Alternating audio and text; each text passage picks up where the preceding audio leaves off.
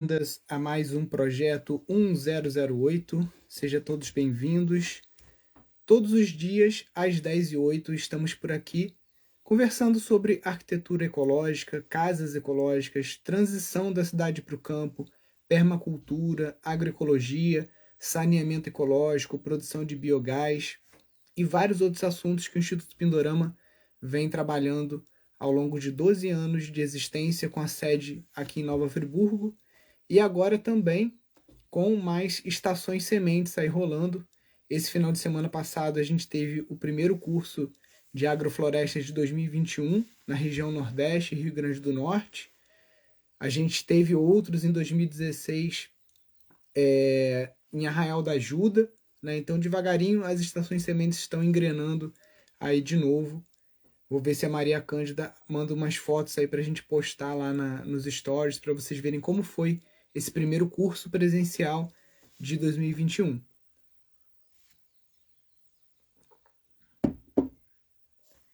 Vamos chegando, pessoal. Para quem não conhece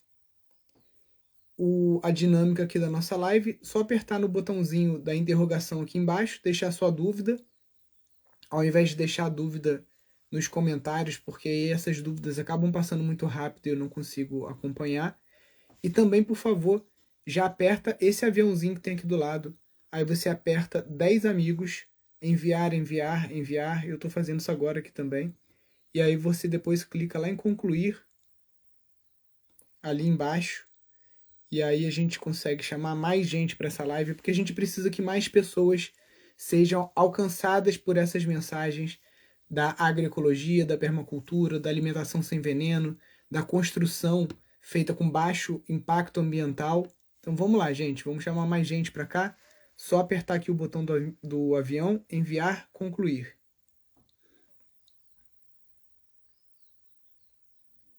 Ó, já temos aqui uma pergunta.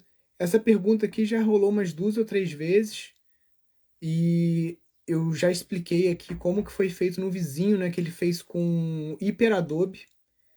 E a primeira fiada, digamos assim, até 1 metro de altura, ele colocou 3 fileiras do hiperadobe feito com solo cimento. E aí depois ele fez com 2 e depois com 1. Então ficou tipo um triângulo, assim, né? E também falei, né, que essa primeira base você pode estar fazendo com um gabião, né? Que são umas gaiolas, onde você preenche com pedra. Geralmente são gaiolas de 1 metro por 1 metro por 1 metro. E aí você consegue fazer uma estrutura que é bem sólida, que não vai ter problema com umidade e tudo mais. E dali para cima você consegue fazer com o hiperadobe de solo cimento.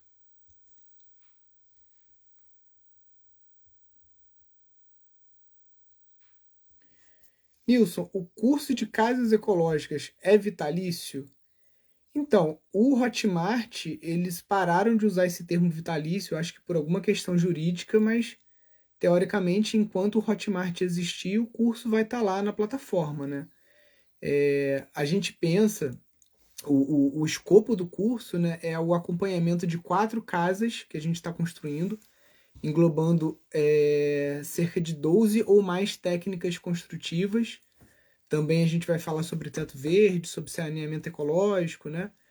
E aí o curso pronto tá lá na plataforma, você pode acessar quando quiser, quantas vezes quiser, pode baixar os vídeos no seu telefone também através do aplicativo da própria Hotmart, né?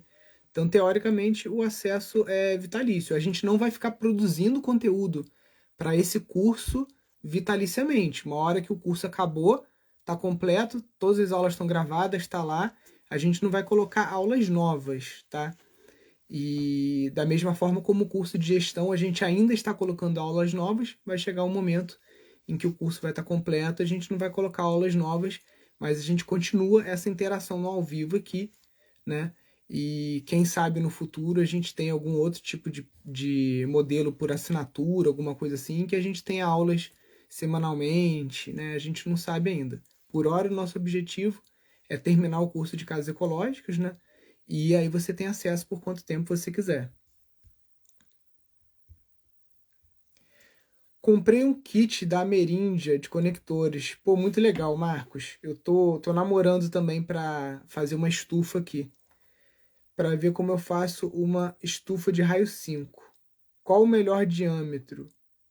Putz, aí, cara, você tem que conversar com o pessoal lá da Ameríndia mesmo, né? Eu não tenho como dar opinião aqui do produto deles, né? Saber qual é o melhor diâmetro. Aqui, como a gente tem uma área grande e tá querendo investir pesado na estufa, a gente pensou em fazer uma geodésica com raio 10, tá? Para fazer a estufa. Só que eu não sei ainda se a geodésica vai ser o melhor caminho para a gente estar trabalhando aqui com estufa, entendeu? Porque para ficar com uma validade grande, né, o policarbonato ele tem aí uma vida útil de 15 anos, mais ou menos, tá? Só que o policarbonato, aqui na região, ele fica muito esverdeado por conta da umidade do ar, é muito elevada, então fica dando limo. Ele também fica meio que amarelando, né? Então a gente está vendo, eu tô querendo parar para fazer essa conta para ver qual é a pegada ecológica do plástico de estufa, porque o plástico de estufa você tem que descartar ele, você pode encaminhar para reciclagem, né? A cada 2 ou 3 anos ele já está totalmente esverdeado, por mais que você lave, ele não tem mais tanta utilidade, né? O policarbonato você aumenta um pouquinho a vida útil dele, né? E então eu estou estudando agora esses materiais para ver o que é melhor para reciclagem, o que não é. Já pensei até em abortar a história da geodésica e tentar fazer uma estufa estilo vitoriana mesmo, com aquela estufa com parede de vidro, telhado de vidro, mas aí utilizar vidro de refúgio, né? Arrematar pedaços de vidro temperado em ferro velho, de vitrines, blindex, né? Aquela história toda do cemitério de blindex, né? Então, estou ainda estudando para ver o que a gente vai fazer.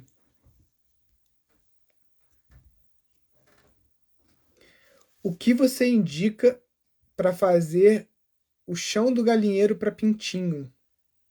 Então, geralmente a gente separa, né, os pintinhos em outra área, até porque os galos e as frangas maiores acabam batendo, né? E geralmente aqui é chão de terra mesmo, a gente coloca só palha ou serragem.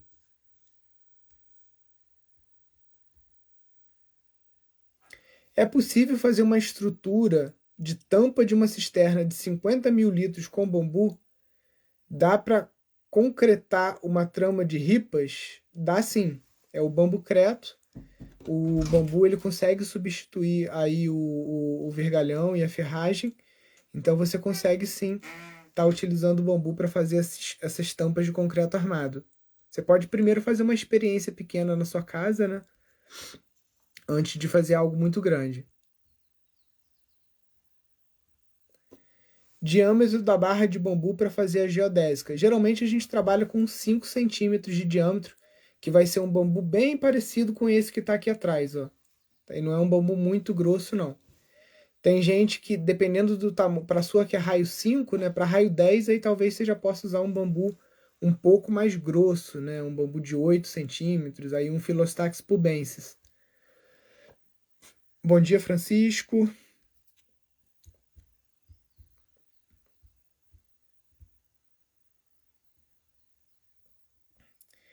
Se eu usar tábuas para o forro, preciso tratar com resina de mamona menos internamente? Não, o lado de dentro você não precisa, você pode deixar só a tábua de pinos aparente, ou você pode estar trabalhando com alguma cera em pasta também, como que a gente faz aqui com carnaúba, cera de abelha e a terembitina. Então você pode estar trabalhando assim. O lado que fica para o telhado é que, idealmente, você pode estar passando a resina de mamona para estar evitando, né, que caso aconteça alguma goteira e tal, que essa madeira se deteriore.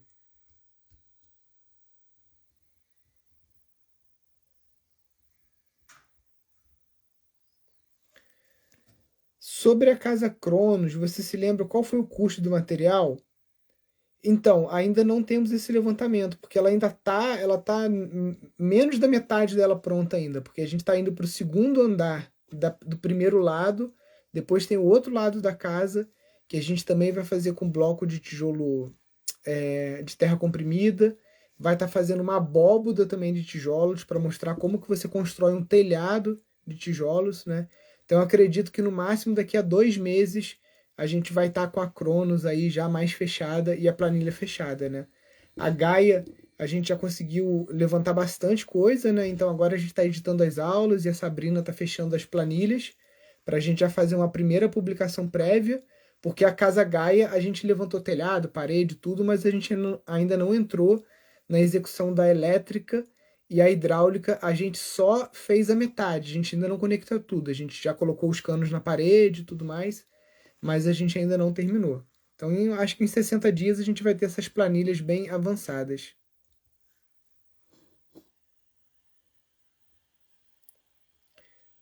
Nilson, existe alguma solução para pavimentação de estrada de acesso que não seja ferro e concreto? Então, aqui a gente não. Só tem uma estrada que a gente colocou concreto e ferro, né? As outras todas são estradas de chão, em que a gente faz a drenagem das águas, então faz umas valas e tem esse trabalho de limpeza de vala lateral e a vala na diagonal, digamos assim, da estrada, para evitar que fique cavando. E existe um procedimento, né, que envolve aí um maquinário, envolve uma tecnologia, que é a baba sintética de cupim, que você tem que passar o arado na estrada, e aí depois você coloca um galão de 200 litros de baba de cupim sintética dentro de um caminhão-pipa, e você vai borrifando essa água com baba sintética na estrada, depois você vem com um rolo compressor, né, compactando de novo aquele solo. Esse sistema foi desenvolvido pela Ecolopave, que é uma empresa lá do norte do país. E aí você consegue estar fazendo isso. Parece que até a subcobertura de pista de aeroporto e tal é feito com esse processo, né, que da baba de cupim. E teoricamente é um procedimento que vai durar alguns anos na estrada sem que você tenha que refazer.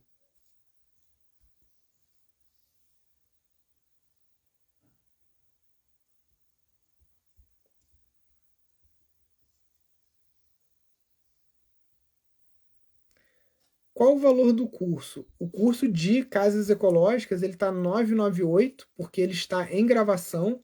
Então, se você acessar o curso hoje, você não tem todas as aulas no ar, mas você já tem bastante coisa. Então, ele está num valor promocional, enquanto as aulas não estão todas gravadas. Depois que o curso estiver completo, aí o valor dele vai praticamente dobrar. Ele deve passar para uns R$ 2.000. É um curso muito completo, não tem nada em língua portuguesa parecido. Preciso fazer análise da água para consumo? Alguma indicação? Então, Cláudia, você tem que buscar os laboratórios próximos da sua região, porque a água que você coleta para fazer um teste de laboratório, ela não pode ficar muito tempo guardada, né? O ideal é que você, em menos de 24 horas, você leve para o laboratório. Você não pode dar uma distorção na leitura da quantidade de coliformes e bactérias. Então, você tem que buscar aí na sua região algum laboratório. Nas cidades pequenas geralmente não tem, só as capitais, né? Aqui em Friburgo, por acaso a gente tem um laboratório, né? Mas você vai ter que procurar na sua região. Não é uma coisa que dá para você mandar para o Sedex, entendeu? Só para uma análise mais física da água. Nilson, o Ora Pro Nobis pode ser usado como cerca viva? É necessário construir cerca de arame?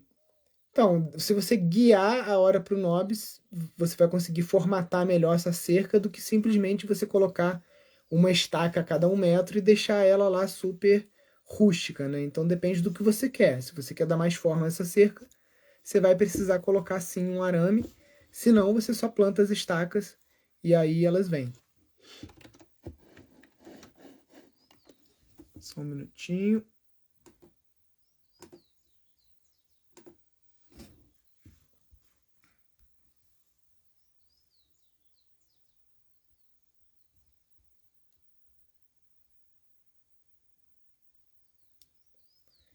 Vamos lá, perguntas. Resina de mamona em tábua de pinos versus umidade do banheiro. Ou revestir com outro forro. Então, teoricamente aguenta sim, aquele vapor de água, né? Porque aqui a gente já viu que ela segura bem. Se você aplicar as 3 camadas, né, as 3 demãos, que está lá no manual da Imperveg, a tábua de pino estiver sequinha, absorver bem, porque cria quase que uma camada de vidro, digamos assim, por cima do pinos, né? Um poliuretano, uma camada transparente. Então, na teoria, segura sim, tá? Eu ainda não testei aqui nos banheiros, mas a gente tem pinos em locais bem úmidos aqui e não teve problema.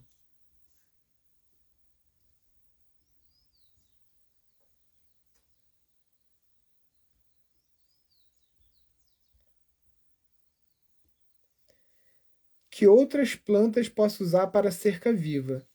Então, a nossa predileta é o bambu, né? Tanto que esses bambus todos que a gente tem aqui no Brasil, na região aqui do Rio de Janeiro, a maioria foram trazidos pelos portugueses justamente para fazer cerca viva, né? Então você tem bambus que são indianos e que estão sendo usados para você delimitar áreas, separar pastos, separar plantações, né? Então, por quê? Porque é uma planta de rápido crescimento, é uma planta que atinge uma altura interessante até para evitar a deriva química, caso você tenha algum vizinho que está aplicando veneno.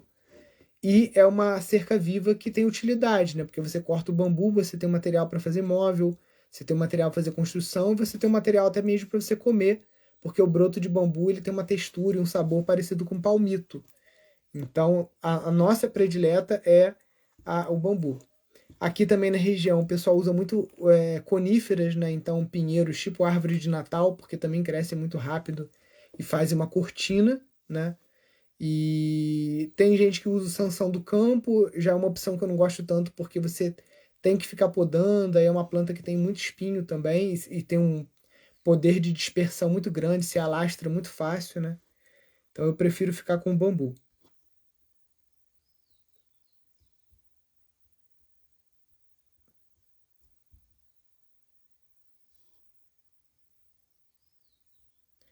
Qual a melhor ferramenta para cortar muitos bambus? Então, depende do bambu. Se é o bambu gigante, o ideal é uma motosserra pequena que tem, até da Steel, que ela tem um sabre pequenininho de 30 centímetros, então é uma ferramenta leve que você consegue estar trabalhando com ela muitas horas, né, sem se cansar. Tem gente que usa serra elétrica, mas eu acho muito mais fraca para o bambu gigante, eu acho até perigoso, tá? E para o bambu japonês, esse bambu aqui mais fino, aí você pode estar usando uma serra tubarão e os serrotes japoneses que tem, né? Tem alguns serrotes fantásticos que você dá duas passadinhas assim no bambu e já corta, né? E você precisa de uma ferramenta bem amolada, bem eficaz, né? Porque senão você passa perrengue e fica suando ali para cortar uma meia dúzia de bambu. Então tem que investir num bom serrote.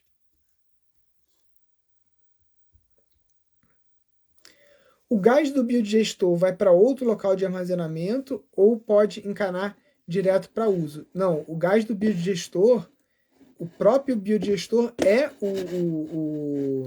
digamos assim, o botijão de gás, né? Deixa eu abrir uma imagem aqui.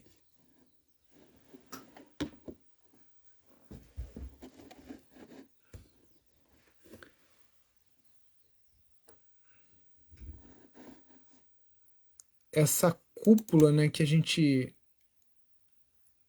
Se ele abre aqui. Essa cúpula aqui que a gente constrói, ela é o armazenamento de gás, né? Ela já é uma área que vai ficar armazenado gás. Então o próprio biodigestor, ele faz o papel de ser o teu botijão de gás, né, por assim dizer. Então você só precisa mesmo encanar esse gás. Esse gás pode ser encanado com um cano marrom, que é um cano que suporta gás de baixa pressão, e você leva direto para a cozinha. Na cozinha você vai ter que usar um joelho daquele azul, né, que ele tem cola de um lado e do outro lado é uma rosca de bronze para você poder rosquear ali o conector do seu botijão de gás, do seu fogão, né? Porque aí já é uma peça metálica, né? Você não consegue colocar uma peça metálica naquele cano marrom.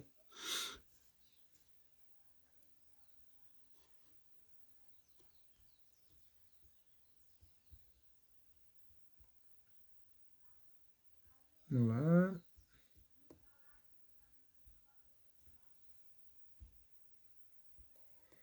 É possível fazer remo de canoa polinésia de bambu? Sei lá o que é uma canoa polinésia, você tem que explicar pra gente.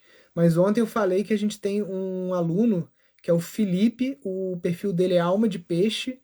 Ele tá fazendo quilha de prancha de surf e tá fazendo prancha de surf também de bambu laminado. Então acredito, se dá para fazer uma quilha, dá para fazer um remo. Tenta procurar aí no Instagram, Alma de Peixe. Eu acho que é o nome, ou não sei se está Felipe Alma de Peixe, mas eu acho que é Alma de Peixe. Qual a altura final da tiny house e a altura interna de pé direito no caso de um mezanino ou de um quarto? Então, a nossa tiny house aqui, ela tá com 2,45 no primeiro andar e no segundo andar tá com 2,10, tá? A parte mais baixa, tem uma parte mais alta também. Isso depende muito, tá? Pela lei, você tem que ter uma altura mínima do primeiro andar de 2,45. Aí uma mansarda ou um mezanino, você já consegue ter uma altura um pouco menor, né? Mas aí você tem que ver para não bater cabeça, né? A estatura média das pessoas que vão estar utilizando essa casinha, né? Mas se você olhar as plantas lá do curso, já tem essas alturas já.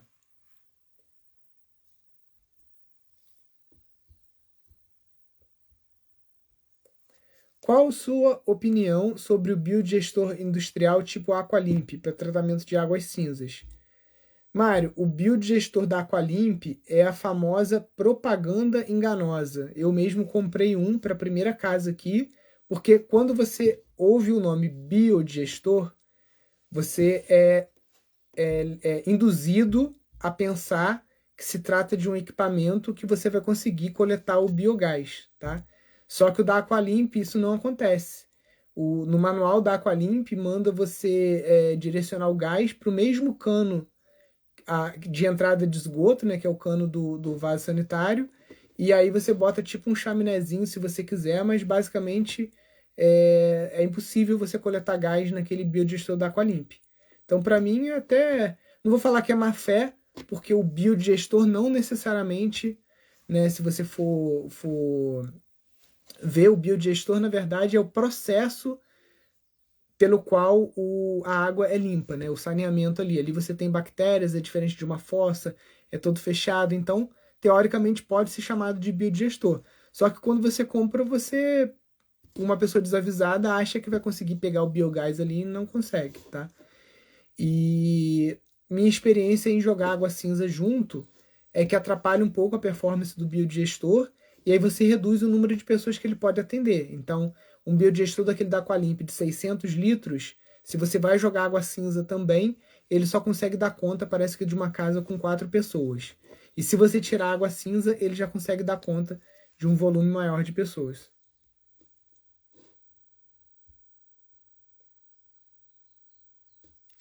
Tem como usar o gás do biodigestor para aquecer a água da casa? Sim, de várias formas, através de aquecedor de passagem, através de caldeiras, né?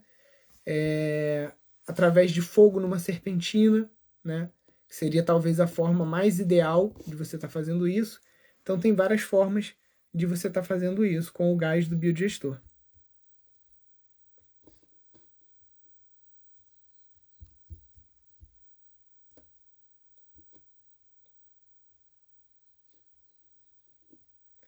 Como fazer a compostagem? Não tenho nenhuma experiência com isso e tem muito descarte de casca e resto de comida. Então, a gente vai postar nos stories, agora depois da live, o link para você baixar um e-book nosso sobre compostagem. E ali tem todo o passo a passo, tem 5 tipos de composteiras, desde composteiras pequenas que você consiga ter dentro de um apartamento, até uma composteira maior para quem tem sítio, para quem produz um volume muito grande, né, e tem quintal, e aí já quer fazer uma compostagem num volume maior. Então, a gente vai postar lá nos stories assim que acabar a live aqui. Nas tiny house vocês usaram concreto na fundação? Como fixar o pilar de madeira? Aquela tiny house Gaia é zero cimento. Aqui a gente está fazendo 4 casas, cada casa de um jeito diferente. Umas com concreto, outras sem concreto, umas com barro, para fins didáticos, tá? Só para mostrar, documentar e mostrar para que vocês escolham a melhor opção. Né? Mas no caso dessa tiny house que foi feita com os esteios de eucalipto, não tem nenhum cimento para fixar o pilar de eucalipto.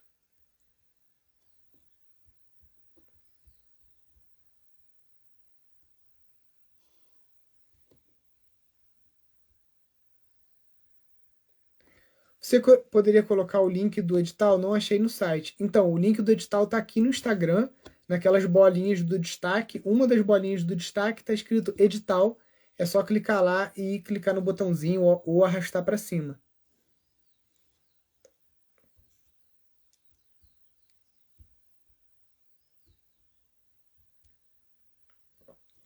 Bom dia. Uma família pequena com 2 adultos e uma criança gera gás suficiente para abastecer um fogão? Gera, mas você não vai conseguir usar todos os dias. Então, o que você pode fazer é tipo a cada 2 dias ou a cada 3 dias você usar o seu cooktop do biodigestor, né? E os outros dias você usar o seu fogão normal, o seu fogão a lenha, o que quer que seja. Porque você vai ter aí, como eu falei, né, 15 minutos de gás por pessoa, sendo que é um gás menos calorífico. Então é um gás que demora mais tempo para estar conseguindo cozinhar os alimentos, né?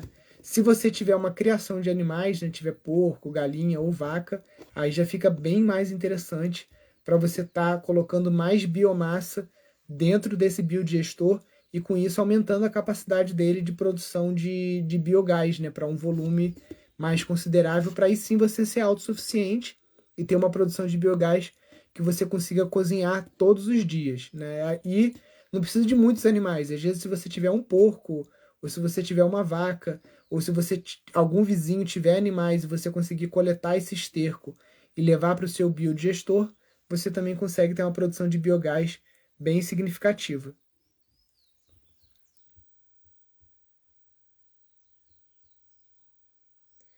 Nilson, tem alguma técnica de permacultura para a construção de piscinas?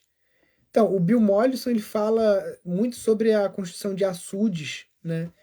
E aí, açudes mais para retenção de água mesmo, água para você estar utilizando para irrigação e esse tipo de coisa, né? Então, nesse caso, ele traz uma técnica ancestral, né, que é curiosa, que é você colocar porcos dentro desse buraco, e aí os porcos eles vão chafurdando e vão se esfregando ali nas laterais, e isso vai selando um pouquinho os poros ali, fazendo com que aquele local fique impermeável, né? Dentro da permacultura moderna, a gente trabalha com o ferro-cimento, né?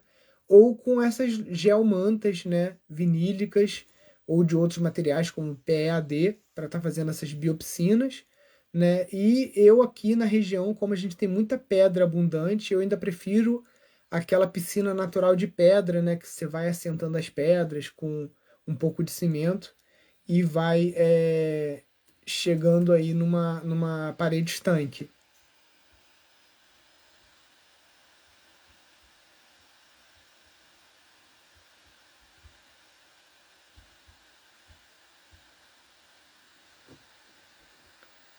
Vamos lá, perguntas.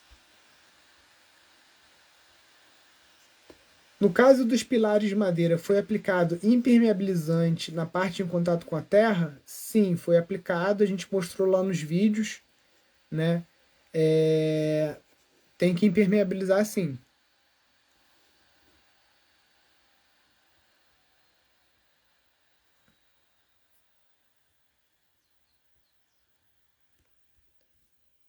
A estrutura de taipa é tão resistente quanto a de concreto? Eu tô assumindo que você está falando taipa de pilão, né? No caso do bloco monolítico, né, de terra compactada. E sim, ele suporta, né, uma parede de 40 centímetros, ele suporta o peso de uma laje, né? Agora, em MCA, né, qual a resistência de um bloco de concreto, né, um bloco de tijolo, eu sei que são 2 MCA. Então, qual é a resistência da taipa? Aí eu já teria que dar uma pesquisada para saber se ela tem a mesma capacidade, né? Mas você consegue substituir o concreto pela taipa de pilão, desde que você dimensione a parede do tamanho adequado para que ela suporte essa carga do telhado ou da laje.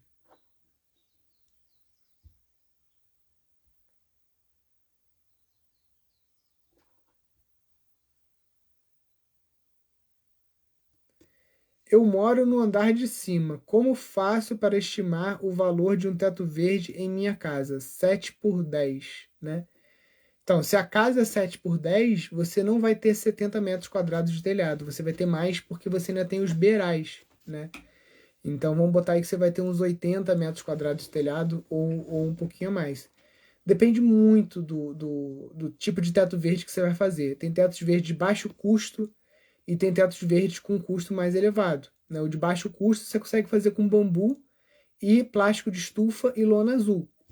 E os de custo mais elevado você já vai fazer com tábua de pinos, fazendo um forro. Você vai usar uma manta de PEAD ou vinílica, que é uma manta que tem uma vida útil maior, né? Então depende muito. Agora, durante o curso de construções de casas ecológicas, a gente vai fazer uns 2 ou 3 tipos de telhado verde aqui. E aí eu vou me atualizar nos valores, né? Porque tem muitos anos, né? Tem muitos anos, tem 4 anos que eu fiz o meu último teto verde aqui no Instituto. Então os preços já estão defasados, né? Tudo subiu de preço. Então agora, construindo nessas casinhas, a gente vai conseguir novamente aí fazer o levantamento de custo e ver aí o valor, né? Porque para você ter uma ideia, essa manta vinílica que eu usei aqui, na época eu paguei R$ 36 o metro quadrado só da manta, né? R$ 36 o metro quadrado da manta, R$ 8 o metro quadrado da grama, né? Então aí a gente já vai para R$ 42, né? Só de manta e grama. A tropoeraba foi de graça, né? E aí tem o custo da madeira também que eu usei para fazer a base, né? Que também é um custo mais alto, né? Foi mais ou menos uns R$ 30 cada tábua já aparelhada, com a resina, tudo direitinho.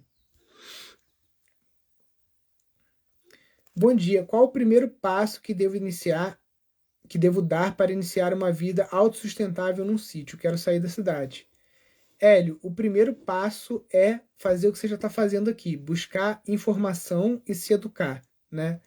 E tem um caminho mais devagar, né? Que é você pesquisa um pouco aqui no Pindorama, pesquisa um pouquinho em outra escola de permacultura e fica aí para lá e para cá, ou você entra num programa que tem uma metodologia que já foi validada por vários alunos, você faz parte de uma rede, né, de pessoas que têm o mesmo objetivo, aí você caminha mais rápido, né? Eu te aconselho você ficar ligado. Daqui a 1 ou 2 meses a gente deve fazer um evento gratuito chamado Jornada para um Sítio Rentável. E aí, durante esse evento, a gente vai dar um monte de dicas justamente para isso, né? Para quem quer iniciar, sair da cidade e ir para o campo. E ao final desse evento, a gente vai abrir as inscrições para o nosso curso de gestão de empreendimentos sustentáveis, né? O programa Viver Fora do Sistema, que aí já é um programa com uma metodologia própria desenvolvida pelo Instituto, que vai te dar aí todas as ferramentas que você precisa, não só para fazer a transição, mas escolher uma boa terra, e caso você não queira comprar uma terra, como que você faz parceria com pessoas que têm terra para você conseguir sair da cidade mais rápido, né? Porque eu vou ficar 30 anos na cidade juntando dinheiro para comprar um sítio, ou eu já consigo mudar para um sítio daqui a 1 ou 2 anos. Você consegue mudar para um sítio daqui a 1 ou 2 anos, mesmo que você não tenha dinheiro para comprar um sítio, porque você pode fazer parceria com alunos e com colegas, né, futuros colegas seus aí que fazem parte da rede Pindorama. Então, o primeiro passo é esse: busque informação de quem entrega resultado de verdade, né? E quem já teve resultado com os alunos, como a gente aqui, você pode ver vários alunos nossos que fizeram a transição, que estão com negócios de sucesso nos seus sítios, né? Porque tem muita gente que não conseguiu resolver o problema nem do seu sítio e está tentando ensinar os outros, né? E aqui a gente resolveu o nosso sítio, né? Tudo começou com isso, né? Com o sítio Pindorama aqui. Eu consegui transformar um sítio que estava abandonado há 30 anos num empreendimento rentável. Já consegui, em um ano, né, gerar centenas de milhares de reais aqui só com ecoturismo, com venda de alimentos, com produção de alimentos, agregando valor aos produtos que eu estava produzindo aqui. O último ano eu tenho focado mais nas operações do Instituto Pindorama do que do sítio, né? Então, hoje a gente está aqui trabalhando com os cursos online, produzindo conteúdo. Eu não estou mais tão focado no modelo de negócio do sítio aqui de produção de alimentos e essas coisas todas que há 2 anos atrás era o meu foco, né? A gente produzia mais de 1 tonelada de inhame por ano, umas 2 toneladas de mandioca, fazia congelados com essa mandioca. Então a gente fez várias coisas aqui ao longo desses 12 anos que eu estou aqui no sítio, né? Hoje a gente está com foco em curso online porque a gente já conseguiu criar modelos que podem ser replicados por outras pessoas. Bom dia, Nilson. Grande abraço. Namastê da Marli de Vinhedo. Valeu, Marli. Todos os dias batendo cartão aqui com a gente. Como fica a frequência do manejo de uma cerca de bambu e qual seria esse manejo? Então, o meu manejo das cercas de bambu aqui é 0. Quando eu quero cortar bambu, eu vou lá. Quando eu quero cortar broto, eu vou lá. Se é um bambu de pequeno porte, né, até 8 metros de altura, basicamente é você remover as varas podres e, se você quiser, você colher as varas maduras. Se fazendo esse manejo, a toceira vai ficar mais bonita. No caso do bambu gigante, mesma coisa. Se você quiser colher as varas maduras, ótimo. Se você não quiser colher, elas vão ficar ali. Depois de 7 anos, essas varas maduras vão começar um processo de deterioração até chegar ao ponto de apodrecer. E se você não tirar a vara podre, ela vai apodrecer ali no meio e acabou. Então, o manejo é mais uma questão de estética e aproveitamento, mas não é uma exigência da planta.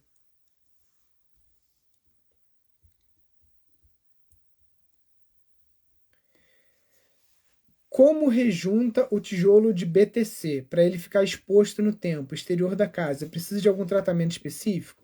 Então, o que é a norma da empresa que fabrica as prensas? Né? É você rejuntar com rejunte de azulejo, né? Então esses rejuntes tipo quartzolite, que você escolhe a cor, né? Pode ser caramelo, alguma coisa assim. Você pode rejuntar com uma massa de barro e cimento, né, que você faz uma bisnaga, igual essa bisnaga de confeiteiro, tá? Só que, como é o processo para você não sujar o tijolo? Aqui no caso, esse tijolo não está rejuntado, tá vendo? A junta está aparente, a gente não rejuntou, né? Mas para fora de casa é interessante sim você rejuntar. Então, primeiro você passa um rolo, aquele rolo de lã, né, de carneiro, com uma resina, porque essa resina ela só vai pegar no espelho do tijolo.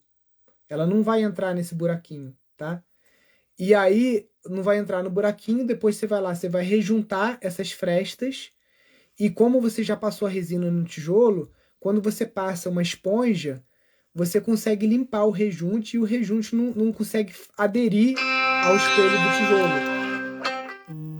Ele não consegue aderir no espelho do tijolo e aí o seu tijolo não fica sujo, entendeu? Então, primeiro você tem que passar uma demão de resina, depois você vai lá e você vai fazer esse rejuntamento, né? Aí você pode usar um rejunte industrial, com uma cor que você queira escolher, ou você pode fazer um rejunte com barro e um pouco de cimento. E aí depois você tem que, de novo, passar a resina, e aí você vai passar uma demão mais caprichada, porque você também vai resinar o rejunte, né, para evitar que essa água entre dentro do tijolo.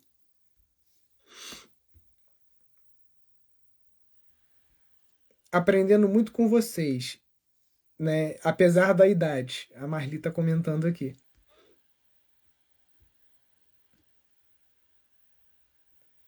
Bom dia, Namastê, Merilim de Manaus. Quero ser uma estação semente do Pindorama. Pô, maravilha, porque a gente ainda não tem nenhum representante na região norte. O mais próximo de Manaus que tem é Rio Grande do Norte, né? Então, esse ano começaram 8 estações sementes, mas a maioria Minas Gerais, São Paulo, Rio de Janeiro e lá na região Nordeste, né? Então, região Norte, se Deus quiser, vamos ver se no próximo edital aí você consegue entrar como uma estação semente do Instituto Pindorama, para estar representando a gente aí na sua região. Vou construir um almoxerifado. Como faço os pilares de eucalipto sem uso de concreto na fundação? Então, você vai fazer um buraco com uma cavadeira, que é uma cavadeira maior, ela é uma cavadeira para poste, tá? Se bem que um almoxerifado, né, você vai fazer com eucalipto mais fino, então você vai usar uma cavadeira normal mesmo. Não precisa usar a mesma cavadeira grande que a gente usa aqui, porque a gente usa postes de eucalipto para fazer a fundação da casa. São postes que tem aí 22 centímetros, né? Então, uma cavadeira comum não dá conta, porque é para sustentar o peso de uma casa. No caso de um almoxerifado, você pode usar um eucalipto com 12 centímetros, né, de diâmetro. Então, você vai cavar o buraco, vai enterrar esse poste aí pelo menos 1 metro, vai permeabilizar essa parte que vai ficar dentro do buraco com neutrol ou algum tipo de emulsão asfáltica. E antes de você colocar o poste, você vai colocar uma pedra embaixo ali e você vai pilar, vai pilar, vai pilar, vai compactar bem ela até que essa pedra não desça mais. E aí você apoia o eucalipto em cima dessa pedra, coloca terra, coloca os seus 4 esteios, faz as amarrações com as colunas, né? Trava ele direitinho. E aí depois desse almoxerifado pronto, você vai ter que botar calha e vai ter que fazer também no chão algumas canaletas para você evitar que a água seja direcionada para dentro dos buracos com os eucaliptos, tá? Então você não pode deixar que a água escorra ali para dentro desses buracos que você cavou, você não começa a minar água ali dentro e aí isso vai acelerar o processo de degradação do eucalipto. Sendo o eucalipto tratado e você colocou qualquer coisa com óleo, né, óleo queimado, neutrol e tudo, a água já não vai conseguir encostar no eucalipto por conta justamente dessa proteção que você fez. Uma barreira física, a água não mistura com óleo, né? Só que se a terra está muito úmida o tempo todo, né? Se você deixa ficar chegando muita umidade perto desses eucaliptos, você acaba acelerando um pouco esse processo aí, né, de deterioração. Mas o eucalipto tratado, a garantia dele é de 20 anos de duração, pegando sol e chuva, ele como poste em pé ali enterrado. Então você protegendo ele com telhado e tomando esses cuidados, a durabilidade pode chegar aí muito provavelmente a 100 anos.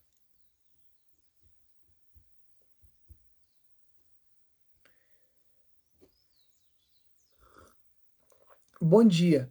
Para plantar os 2 tipos de bambu, dá para tirar a muda de alguma plantação ou comprar muda?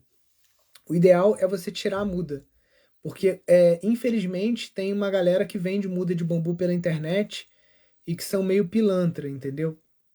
Então quando você vai fazer a muda a partir de uma matriz que você conhece, você tem a garantia da procedência genética daquela muda e também a garantia de que você está fazendo a muda do jeito certo e que aquela muda vai pegar, né?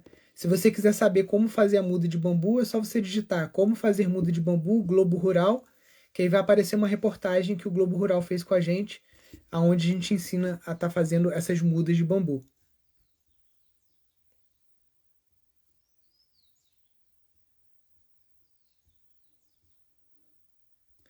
Conhece o bambu que é verde e amarelo?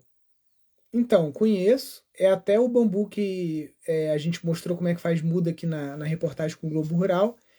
Ele é um bambu que dá para usar para construção, dá para usar para tudo, para trama do pau a pique, tá? Só que ele é um bambu muito rico em amido, né? Esse bambu, o nome científico dele é Bambusa vulgaris vittata, né? Porque tem o Bambusa vulgaris verde e tem esse que é o verde e amarelo.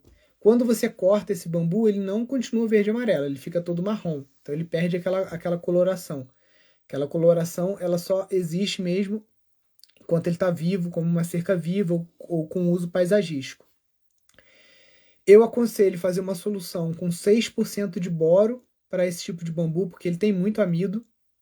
E aí você pode usar para qualquer coisa, para construção, para telhado, para parede, os mesmos usos que a gente faz dos outros bambus, para laminado.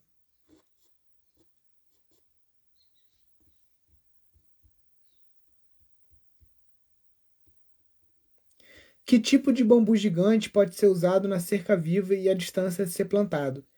Então, a gente usa uma espécie chamada Dendrocalamus asper, tá? Ele chega a mais ou menos 18 a 25 metros de altura. Então, você tem que saber, né, que você vai ter uma sombra projetada por essa toceira com 20 metros de altura. E também colocar longe de edificações, né, porque ele joga muita folha no chão, ele sombreia, cai em galhos, né, pode cair uma vara de bambu, então não pode ser perto de casa. E se for perto de plantação, você já tem que saber que você vai perder uma área com sombreamento.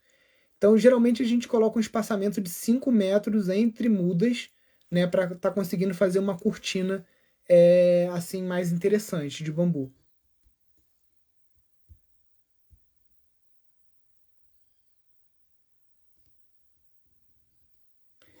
Muito obrigada. A resina para o tijolo de solo cimento é a de mamona? Então, eu já usei a resina de mamona no tijolo e eu achei que ficou horroroso.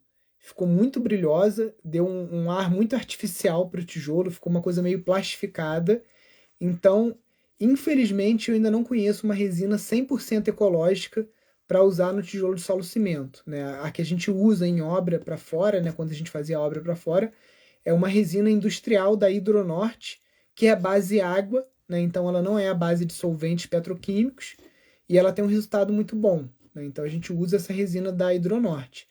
A gente já fez teste com cera de carnaúba com cera de abelha, funciona, só que é um valor proibitivo, né? São ceras muito caras para você estar impermeabilizando uma área muito grande, né? A própria resina Hidronorte é cara, você vai pagar uns R$ 300 num galão, mas é um galão daquele grande, né, de 18 litros, e ela tem um rendimento bom.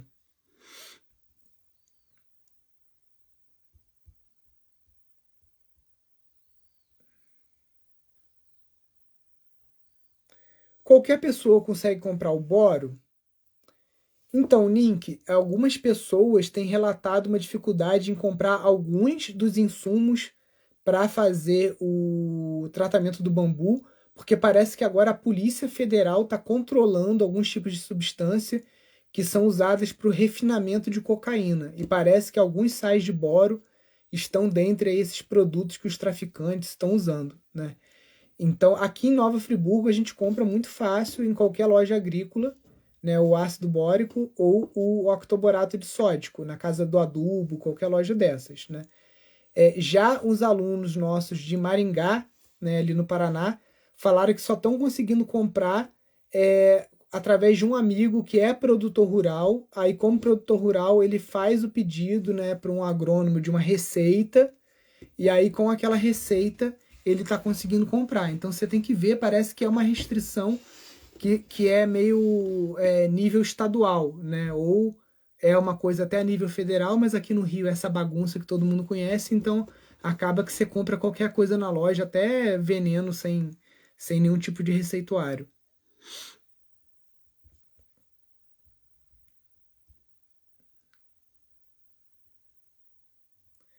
Bom dia, adoro o trabalho de vocês. Gostaria de saber como funciona a parte de legalização. Aí tem uma segunda parte aqui da pergunta. Espera aí. Perante ao INCRA, quanto ao ecoturismo e venda de produtos feitas no sítio. Então, na verdade, o INCRA ele não tem nenhum tipo de regulamentação com relação ao ecoturismo e à venda dos produtos, tá? O INCRA ele vai regulamentar a demarcação de território rural no Brasil, né? Você tem, por exemplo, áreas que são urbanas, e aí você sabe que é uma área urbana porque você paga IPTU, e você sabe que é uma área rural porque você paga o ITR, né, Imposto sobre Território Rural. E o manejo o recolhimento, né, do ITR é feito através do INCRA e o recolhimento do IPTU é feito através da prefeitura, tá? Se você quer fazer um ecoturismo no teu sítio, o ecoturismo é considerado uma atividade da agricultura familiar. Então você pode estar fazendo isso de várias formas, né? Você pode abrir um MEI, se você precisa emitir nota, por exemplo, para uma agência de turismo ou para uma escola que vai levar crianças aí, você precisa emitir uma nota fiscal, né? Você pode estar fazendo isso ou através de MEI, ou você pode estar fazendo isso através de uma propriedade rural, né? Você cria um CNPJ para a propriedade rural e dentro do rol de práticas da agricultura familiar, você tem o ecoturismo, você tem a pousada, a cama e café, né? Você tem isso hoje sendo aceito pelo governo como uma prática de agricultura familiar, né? A venda de produtos, você pode tirar um talão na Secretaria de Agricultura do seu município, né, o talão de produtor rural, e aí você tem um beneficiamento de um produto que você faz, ou você também pode estar fazendo isso através do MEI, né, muitas vezes é até mais fácil, só que através de produtor rural você tem benefícios, né? Você tem taxa de juros reduzidas para empréstimos do banco, você tem acesso a dinheiro a fundo perdido, né? Então, o produtor rural ele tem algumas facilidades, né? Que eu acabo instruindo mais os alunos a demorar um pouquinho mais, né? Porque é um trabalho mais burocrático, mas conseguir se registrar como produtor rural do que como MEI. né? Porque você acaba tendo mais acesso a dinheiro barato, digamos assim, empréstimos a perder de vista, dinheiro a fundo perdido, como produtor rural do que como MEI.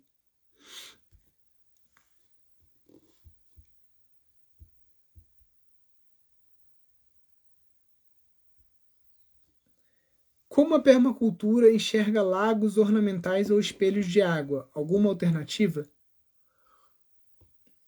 Então, a permacultura ela trabalha até mesmo construindo esses corpos d'água mecanicamente, utilizando uma retroescavadeira ou utilizando pá, o que seja. Só que existe um estudo. A gente não constrói o lago só por um motivo de beleza cênica, enfim. Né? O lago dentro da permacultura ele vai ter várias funções, né? Vai ter a função de produção de alimentos, né? Através dos peixes, vai ter a função de estar sendo um reservatório de água, de estar trazendo para o teu ecossistema outras espécies, enfim, são várias funções que um lago tem. E aonde posiciona esse lago é que é o grande X da questão, né? Você faz com a permacultura o estudo das linhas-chave, dos pontos-chave, você vai estudar onde seria melhor você estar inserindo esse lago dentro da tua paisagem, né? E aí com isso você tem toma essa decisão de construir ou não um lago, o tamanho do lago e tudo isso.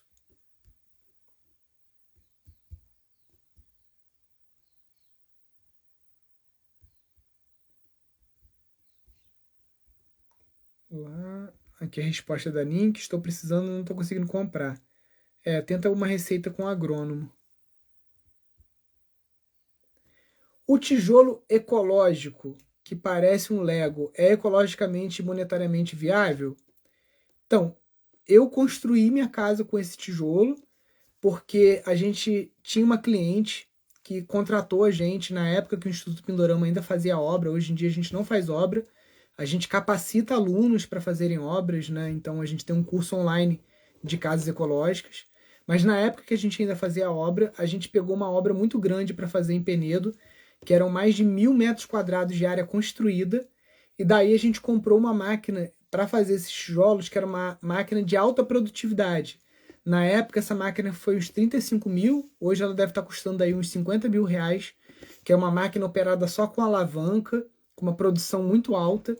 E aí, terminada essa obra, essa máquina veio parar aqui em casa. E eu estava com pressa de construir, então acabei usando essa máquina para fazer 11 mil tijolos e construir a minha casa com o tijolo ecológico, como você colocou. Né? Eu também chamo ele de ecológico. Para mim, o tijolo ecológico é o adobe, né? Esse tijolo aqui é um tijolo sustentável, digamos assim. Eu acho que o nome dele tá errado, né?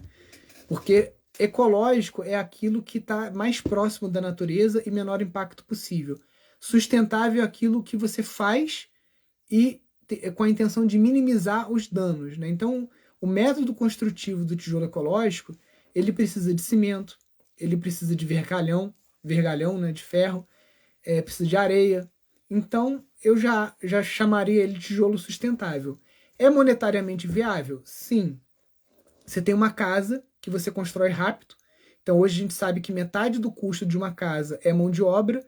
Então, se você leva 6 meses para construir uma casa ou 3 meses para construir uma casa, quanto menos tempo, mais barata a sua mão de obra, mais barata a casa. Segundo, você não precisa emboçar as paredes. Então, as paredes ficam assim com o tijolo aparente. Né? Aqui a gente optou por emboçar uma ou outra parede dentro de casa para ficar um pouco mais claro, né? E pintou de branco. Ou você pode simplesmente pintar esse tijolo de branco com cal, se você quiser, né? Uma gel tinta mais clara, alguma coisa assim, né? Então, você tem rapidez, você tem a não necessidade de reboco. Outro ponto da rapidez é que você não tem que montar forma de madeira para fazer coluna e viga, né? Quem já acompanhou a obra sabe que a gente tem que comprar tábua de pinos, aí você compra vergalhão, aí você faz aquelas colunas quadradas, retangulares, coloca dentro da forma, enche de concreto, né? Então todo esse trabalho ele não existe com o tijolo solo cimento, porque como ele é furado, você vai botar um vergalhão dentro do furo, vai colocando cimento ali dentro, coluna está pronta. Você vai fazer a amarração, você tem um tijolo canaleta, um tijolo é assim, outro tijolo é assim, você vai colocar um em cima do outro, e aí esses tijolos você vai passar a vara dentro dele, e com isso também você não precisa montar essas formas, né, que são, cara, é um trabalho gigantesco. Deixa eu botar umas fotos aqui. É um trabalho gigantesco, né? Você ficar fazendo essa forma vai muito concreto, né? Então o tijolo canaleta, deixa eu ver se tem alguma coisa aqui do tijolo ecológico. Deixa eu botar aqui canaleta. Peraí.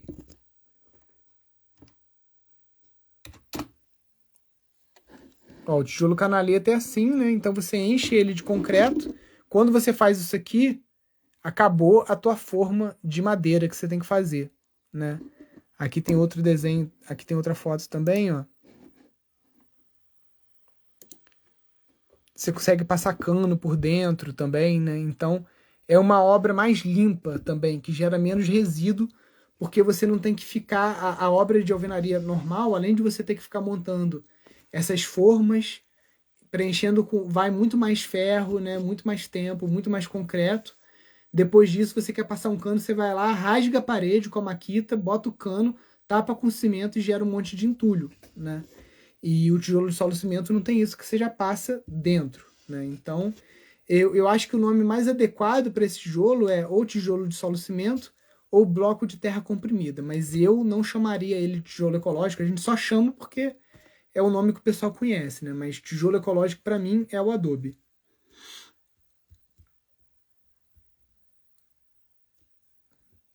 Minha propriedade está sendo cadastrada como rural fazendo CNPJ.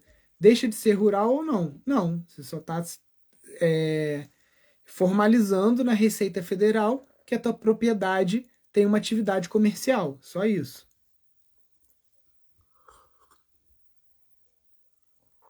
Água de chuva pode ser consumida? Pela legislação, não pode ser usada nem para banho, só pode ser usada para vaso sanitário, para lavar calçada, né? E para irrigação, né? Só que depende de onde você está, por exemplo, se é uma área rural, se é um teto verde, essa água que passa pelo teto verde já é meio que filtrada, né? Eu não beberia, mas eu já vi, tem alunos nossos que já fizeram teto verde que consomem essa água do teto verde, sim.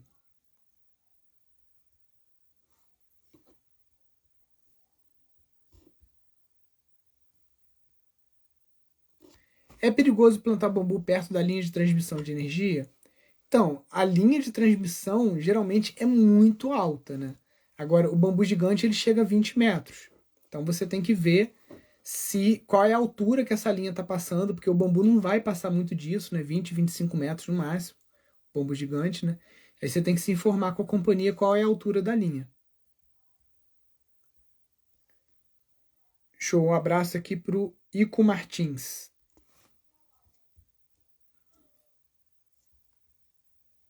Vamos lá.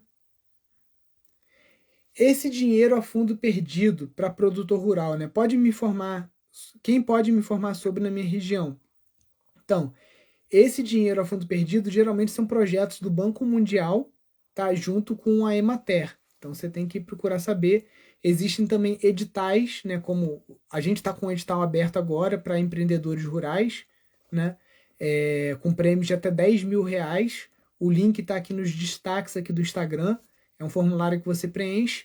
A gente vai estar prorrogando a data, seria agora em abril, mas a gente vai prorrogar um pouco mais a data porque muita gente ainda não conseguiu preencher lá o formulário e fazer tudo. E existem fundações também que fazem editais a fundo perdido. Existe o Fundo de Amparo à Pesquisa de cada estado, né? FAPERJ, FAPESP, FAPEMIG, também tem dinheiro para produtor rural. Então tem que pesquisar bastante aí, porque tem dinheiro e tem pouco projeto.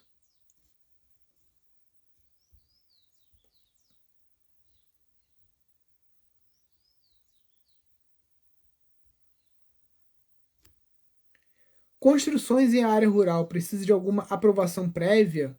Não, não precisa, só na área urbana. Você pode ter o projeto de um arquiteto e o ART, né, que é a anotação de responsabilidade técnica, mas você não tem nenhuma obrigação de registrar isso na prefeitura se você não paga IPTU daquela área.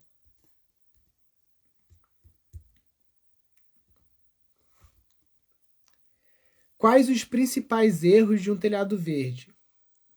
Bom, primeiro erro, inclinação. né?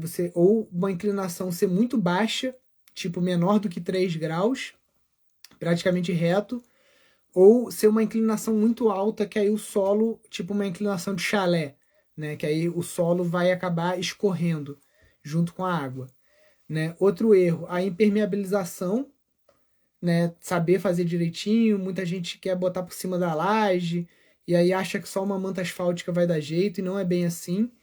E o terceiro principal erro é a drenagem, né? Dessa água, né? E do solo. Substrato também, às vezes o pessoal quer só botar terra, e aí essa terra ela não dá conta, ela vai escorrer com a água, por isso que a gente usa placa de grama, né? Porque a placa de grama ela funciona como um tipo de chachim, né?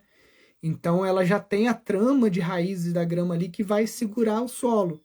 Então é muito mais fácil você trabalhar com grama, placa de grama, do que você trabalhar com solo solto, né? Terra preta no teto verde. Então pensa nisso: substrato, impermeabilização, drenagem e caimento. São os quatro, não diria 4 erros, mas são os 4 pontos críticos de um teto verde.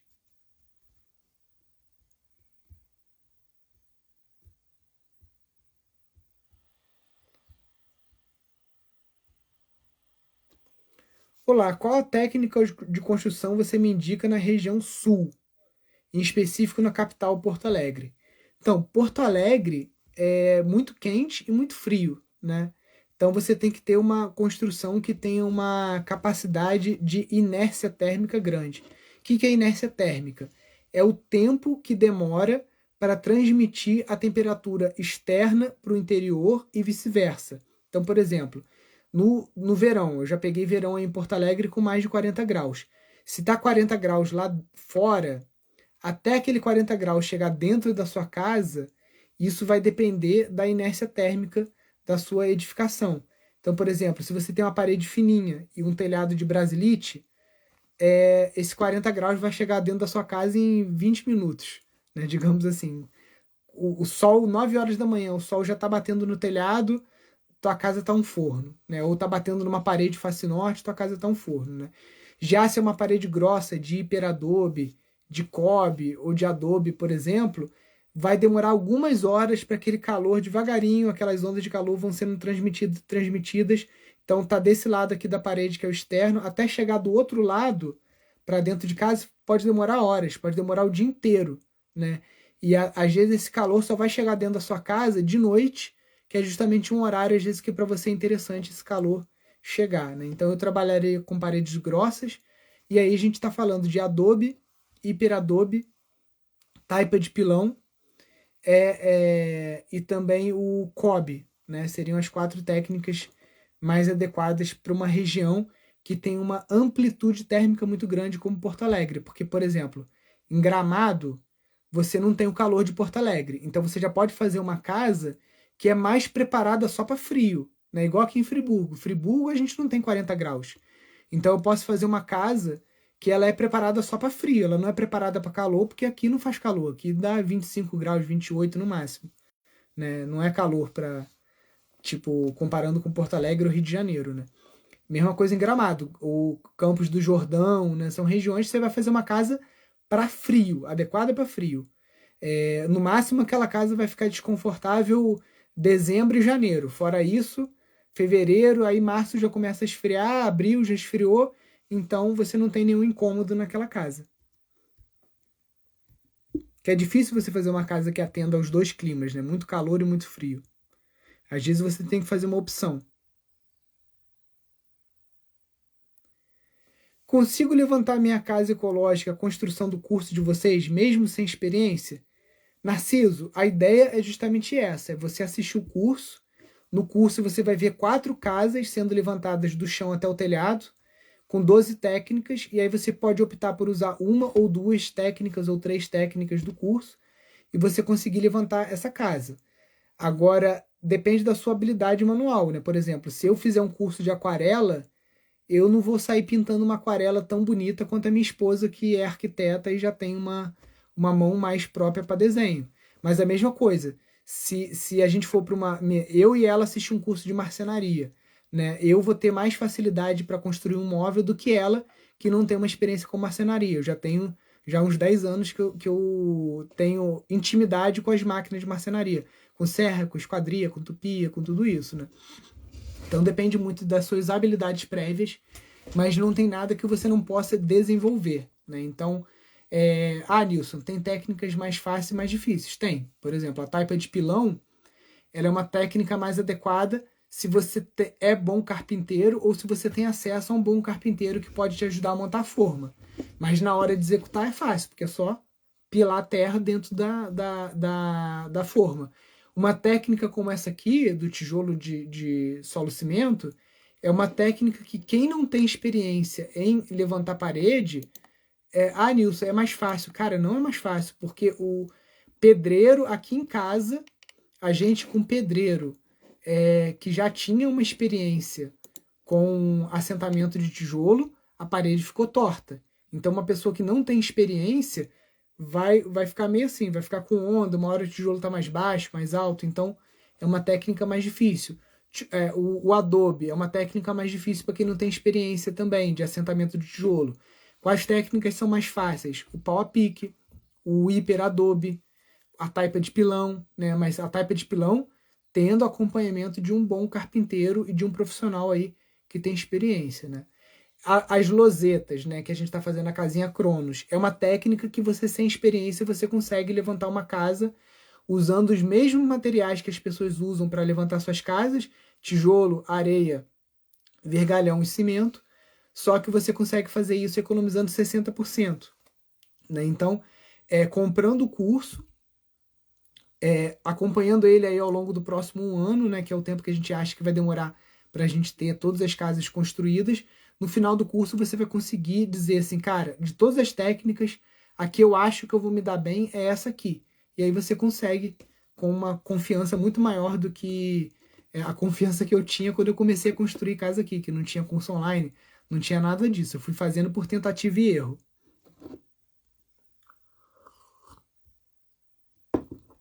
Nilson, o que faz com parede de taipa de pilão para ficar com a coloração diversificada? Então, aquelas cores bonitas que a gente vê na parede é porque a gente trabalha com barros diferentes. Então, se você comprar 2 caminhões de barro, muito difícil um barro vai ser da mesma cor do outro. Então, na hora que você está botando as camadas, você pode botar uma hora um barro mais amarelo, uma hora um barro mais laranja, uma hora você pode misturar um pouquinho de pó xadrez, né, que é aquele mais avermelhado, para dar mais uma cor diferente. Então, na verdade, aquilo ali são argilas ou terras diferentes. Aqui a gente tem uma argila mais para branca, né, um barranco que tem essa cor mais branca. Então você vai misturando as terras em camadas, né? Você bota primeiro uma camada de uma cor compacta, depois de outra, e assim você consegue aquele efeito maravilhoso que só a taipa de pilão tem, né? Se você só tiver um barro da mesma cor, de qualquer jeito a parede vai ficar meio tigrada, né? Vai ficar meio com listra por conta das camadas, né? Da compactação. Então ela vai ficar com aquele desenho de qualquer jeito, mesmo que seja um barro só de uma cor.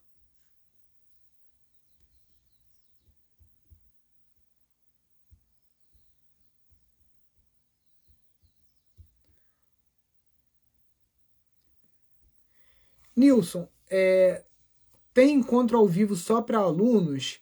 Sim, de vez em quando a gente tem alguns encontros, né? A gente teve com o Fernando Minto uma vez aqui no Zoom, já teve comigo também. E a ideia é que a gente tenha mais encontros como esse, né? Agora a gente está saindo de uma fase aqui de muita correria, porque a gente ficou 13 dias com a equipe do Marcelo Bueno aqui levantando uma casa.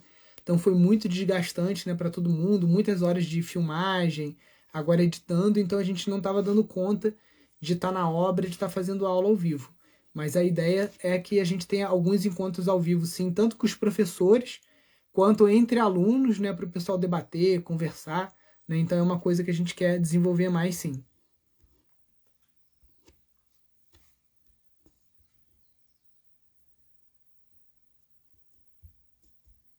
Vamos lá.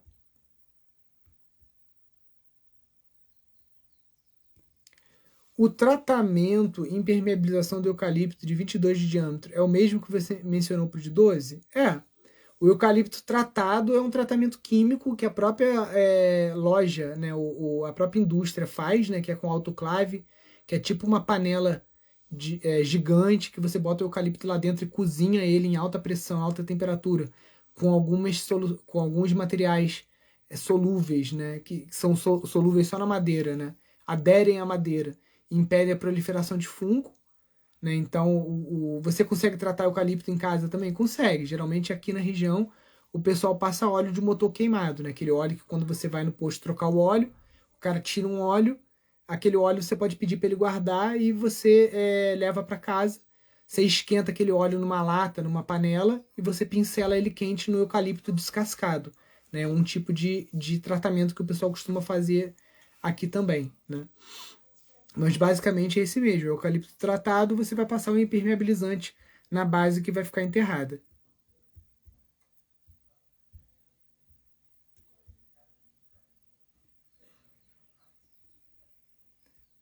Que tipo de morro, topo de morro é considerado APP?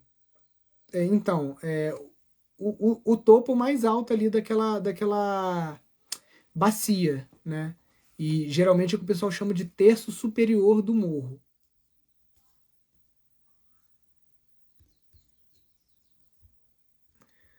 Vamos lá. Opa. Esse aqui já foi. Poderia usar o bambu como ferragem para construção com tijolo ecológico?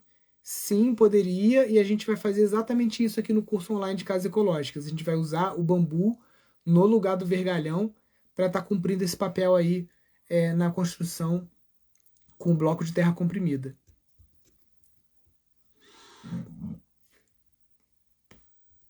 Onde você consegue comprar muda de bambu gigante pela internet? Não compre.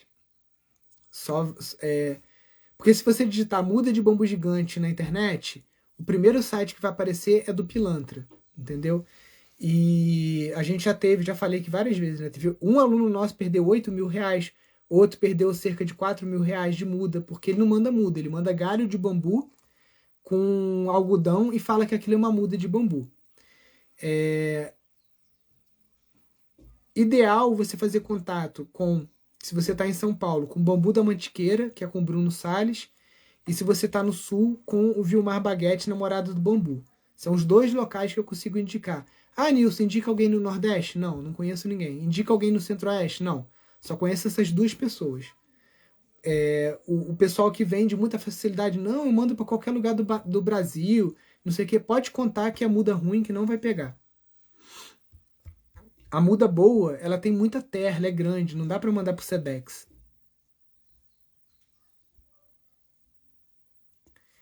Nilson, qual tipo de renda tu recomenda para um terreno de 42 metros de frente, 160 metros de fundo em Porto Alegre?